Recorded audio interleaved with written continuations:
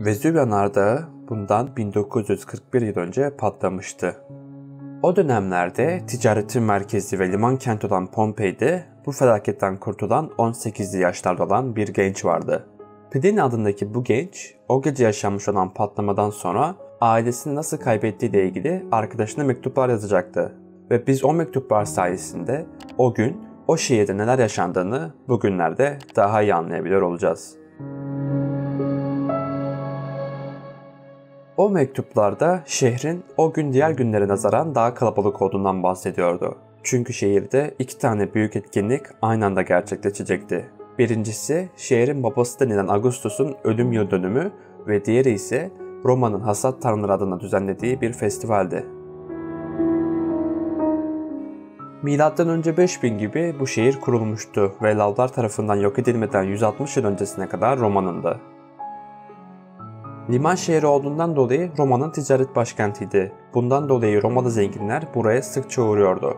62 yılında bir deprem gerçekleşmişti bu şehirde ve bu deprem oldukça büyüktü. Resmen ev kalmamıştı fakat halk bunu fazla önemsemedi. Yaralarını sarıp tekrar şehirde eskiden nasıl yaşıyorlarsa öyle yaşamaya devam ettiler. 24 Ağustos 79 yılında ise Vezüv'den kül bulutları yükseldi ve şehrin neredeyse tamamını karanlığa bürüdü. İnsanlar artık bir şeylerin ters gittiğini anlamış ve limandaki gemilere binerek şehirden ayrılmaya başlamışlardı. Tabii bütün şehir birdenbire gidememişti. Şehirde kalan insanlar arasındaki ilk ölümler Vezüv'den fırlayan küçük ama fazlasıyla sıcak taşların insanların üzerine sanki bir mermi yağıyormuşçasına yağma sonucu oluştu. Denize açılamayan insanlar bu taşlardan sonra hemen evlerine koştular fakat evlerin üzerine yığılan küller o zamanki evler dayanıklı olmadığından dolayı evlerin çökmesine sebep oluyordu. İnsanlar ya en sevdiği yakınındaki bir insana ya da sevdiği bir eşyasına sarılıp olayların dinmesini bekliyordu. Bir süre sonra daha büyük kül topları yağmaya başladı ve toplar düştüğü yerde patlıyordu. Bu patlamanın 1945'te gerçekleşen Japonya'daki Hiroşima'ya atılan atom bombasından 100.000 kat daha kuvvetli olduğu söylenir mesela.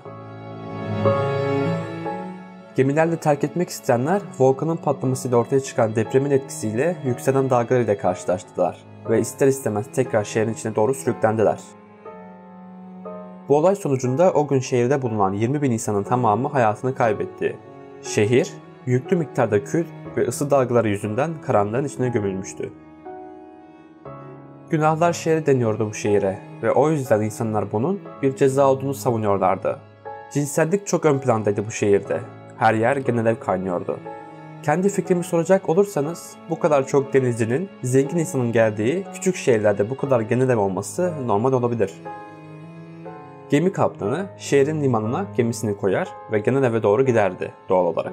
Bu yüzden çoğu gemici dillerini bilmediğinden dolayı genel ev yolları penis şeklindeki taşlarıyla gösteriliyordu. Bunlar dışında belki kesinliği yoktur ama bir rivayet daha var.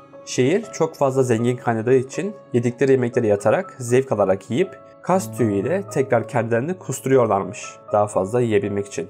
1775 yılında Samok kanalının inşaatı sayesinde kaybolan şehir tekrardan keşfedildi.